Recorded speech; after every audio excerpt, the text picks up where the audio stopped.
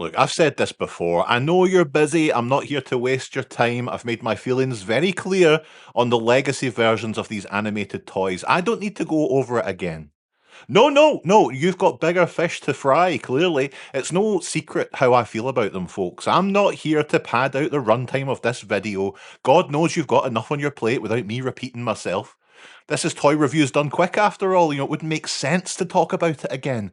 How the new toys feel like any personality given to them by Derek Wyatt has been siphoned out with a big hose that says, just fucking buy it, written on them. But still, I am the world's greatest Transformers animated fan, not my words, and I did see Bumblebee for 15 quid online recently, and I jumped on that window of opportunity like a big shitty idiot. I'll give up my moral stance for a bargain, no problem. And the thing is, while Transformers Animated is my favourite show and toy line, Bumblebee never really got what you'd call a really great representation of the character in toy form.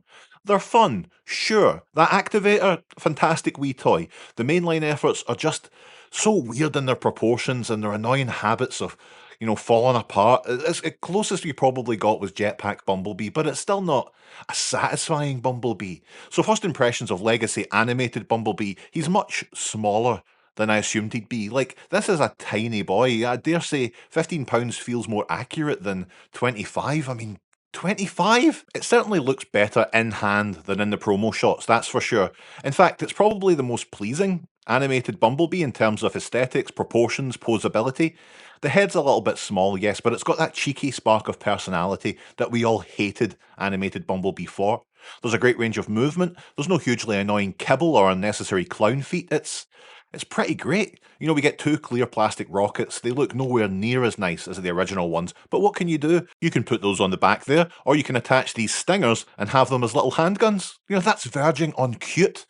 The stingers can be clipped together, and if you spin Bee's hands around, you can clasp them together and create this pretty fun attack mode.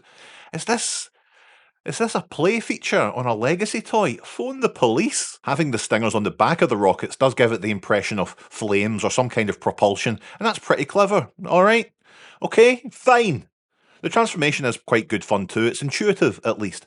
He's maybe a little small for how intricate he is, and he doesn't like to clip into all the places that he should all the time, but we get this handsome little car mode, and it's a bit messy at the back end. But aren't we all? I think the proportions are pretty solid, especially after what they did to my boy Prowl.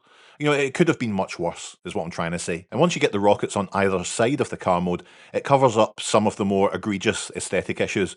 I do really dislike this port they've added to the front though. The instructions say you can put the rockets here too, but I'd rather tuck each one of them under my eyelids. It's unnecessary and creates a pretty ugly hole that doesn't need to be there. I'll leave the TF Nation secret hot tub joke to you this time. But other than that, I'm really quite happy with Legacy Animated Bumblebee, and I never thought I would say this, but it's the best animated Bumblebee toy.